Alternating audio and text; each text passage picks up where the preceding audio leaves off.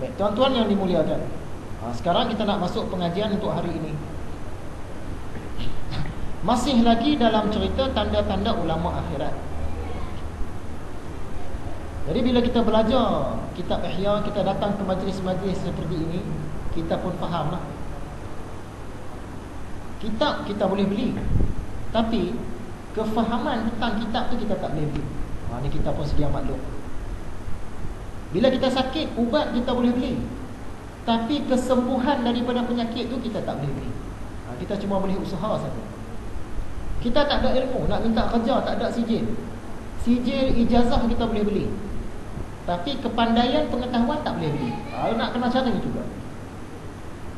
Sama juga bila kita duk rasa sepi, tak tenang, tak ada kawan-kawan, kita boleh beli keramaian. Kita boleh buat kenduri, kita boleh buat pesta, boleh panggil orang, boleh jamu orang makan.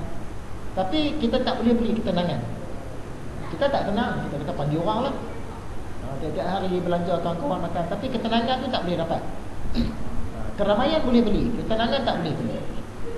Begitu juga bila kita sunyi, tak ada kenalan, kita boleh beli kenalan, tapi setia kawan tak boleh beli. Tak beli kenalan ni macam tadi jugalah, kita rajin belanja makan, rajin telefon kan, rajin pergi lepak sekali. Tapi nak setia kawan, susah senang sekali dengan kita, kita tak boleh beli. Kita cuma boleh beli kumpulan je. Susah senang tak boleh. Begitu juga kekuasaan. Kekuasaan, pangkat, darjat kita boleh beli, tapi penghormatan orang kita tak boleh beli. Ni sekadar renungan. Teringat satu orang sahabat saya, dia ni duduk di Kedah. Dia kata kalau balik di rumah, dia duduk di rumah, dia tak keluar. Kami duduk kolej. Kita kenapa tak keluar? Dan kalau nak keluar, nak berkawan dengan orang, kita kena buat jahat dulu. Tak buat jahat tak boleh berkawan. Maksud itu macam mana? Dia kata bila keluar malam-malam nak lepak dengan kawan-kawan, kawan-kawan ni semua hisap ganja. Mau tak mau kita kena hisap sekali, bos spam dua kan. Walaupun balut bos spam dua, baru orang mau sembang dengan kita. Ni orang hisap ganja, hisap dulu lah, aku tunggu sini. Siapa nak berkawan dengan kita? Kurang-kurang pun kita kena hisap rokok, bawa rokok, suar-suar rokok, baru orang mau sembang dengan kita. Tu dia kata balik kampung, dia kata duduk di rumah, dia tak keluar.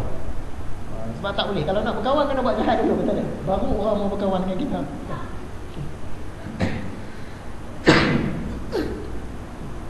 Oleh kerana kita faham tadi, kitab kita boleh beli, tapi kefahaman kita tak boleh beli. Oleh sebab itu kita kena usaha, dan yang pentingnya berdoa, minta kepada Tuhan, ya Allah, bagikanlah kepada aku, anugerahkanlah kepada aku kefahaman tentang isi kitab. Kitab tak boleh bagi kita faham, tok guru tak boleh bagi kita faham. Yang boleh bagi kita faham Tuhan. Jadi kita minta kepada dia. Yang kita duk belajar tak faham-faham tu sebab kita tertinggal tentang doa tadi tu. Usaha lah, tapi minta Allah bagi kefahaman tu kita tak minta. Tu yang tak faham lah, banyak tak faham. Rupanya kita lupa minta tadi tu. Kekuatan doa, senjata mukmin. Dan di antara tanda-tanda ulama akhirat itu ialah banyak perhatiannya dengan ilmu batin. Kalau satu-satu orang tu ulama akhirat, dia tu akan lebih kepada ilmu batin. Ilmu batin yang diceritakan di sini ialah ilmu soal hati. Bukanlah ilmu batin yang kita kenal dari jauh orang terpelanting. Bukan ilmu batin yang itu. Ni ilmu batin, ilmu soal hati. Jadi salah satu tanda ulama akhirat, kita nak saring ni yang mana ulama dunia, yang mana ulama akhirat. Masing-masing sama-sama top, masing-masing sama-sama masuk televisyen, masing-masing terkenal, masing-masing ada madrasah. Yang mana ulama akhirat, yang mana ulama dunia.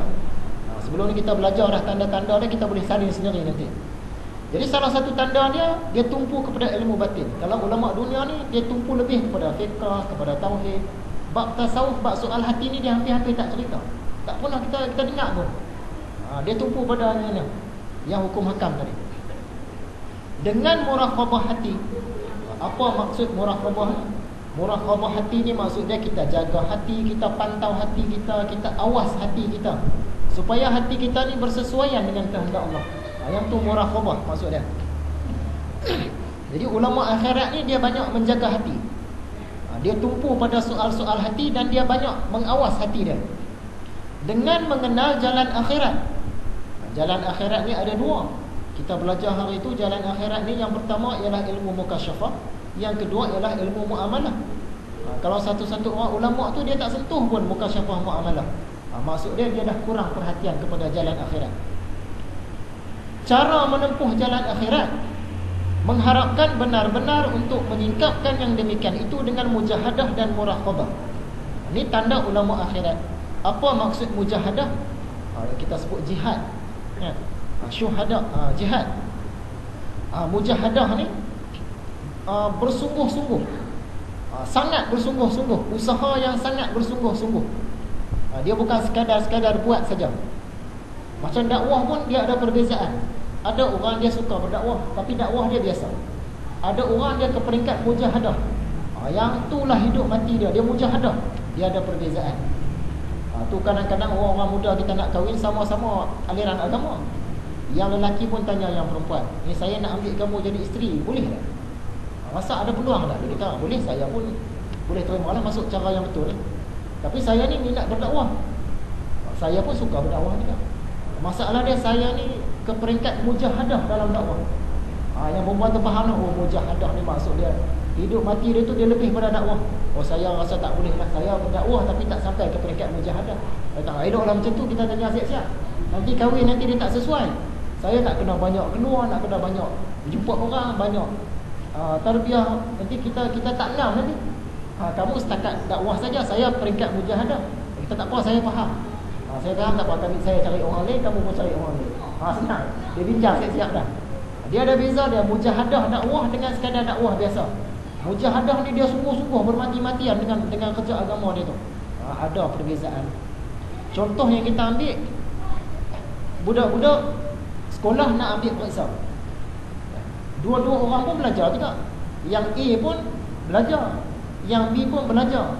Tapi yang A ni dia belajar biasa aja. Dia belajar lah. Cikgu bagi kerja rumah dia buat, tak bagi dia tak buat. Cikgu suruh belajar. Dia biasa, belajar juga tapi biasa. Yang B ni tadi, dia belajar tapi dia mujahadah. Selain daripada kerja rumah yang cikgu bagi, dia sendiri buat latihan. Dia beli pula buku-buku dari kedai, dia pula buat latihan sendiri. Dia ambil pula kelas tuition.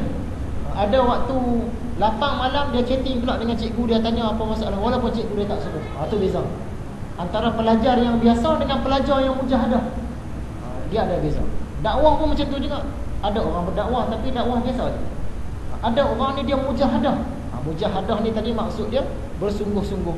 Kalau ulama akhirat tu tadi, bab soal-soal hati ni tadi dia bersungguh-sungguh. Dia bukan sekadar sentuh-sentuh sikit-sikit, dia bersungguh-sungguh. Yang tu tanda ulama akhirat menurut Imam Al-Ghazali. Sesungguhnya mujahadah membawa kepada musyahadah. Musyahadah ni penyaksian, syuhud, menyaksikan. Sekejap lagi kita sentuh. Bila satu-satu orang tu dia mujahadah, dia bersungguh-sungguh dalam agama ni, maka dia akan sampai ke peringkat musyahadah. Dia nampak benda yang orang tak nampak, bukan benda gaib. Maksud dia nampak dengan mata hati. Dalam agama ni dia nampak benda tu, sedangkan orang lain tak nampak. Dia faham satu-satu benda, orang lain biasa-biasa tak faham. Tu musyahadah. Macam mana dia boleh mencapai maqam musyahadah ni tadi? Sebab dia mujahadah, dia sungguh-sungguh. Dan ilmu hati yang halus-halus, di mana dengan ilmu-ilmu itu terpancarlah segala sumber hikmah dan hati. Jadi orang yang peringkat musyahadah ni, dia bukan setakat dia tahu, tapi dia nampak dengan mata hati dia. Itu kelebihan. Kita ni mungkin kita tahu orang sebut benda sekian-sekian, saya tahu, tapi kita tak nampak benda tu dengan mata hati kita. Yang orang musyahadah tadi dia sampai ke peringkat nampak dengan mata hati.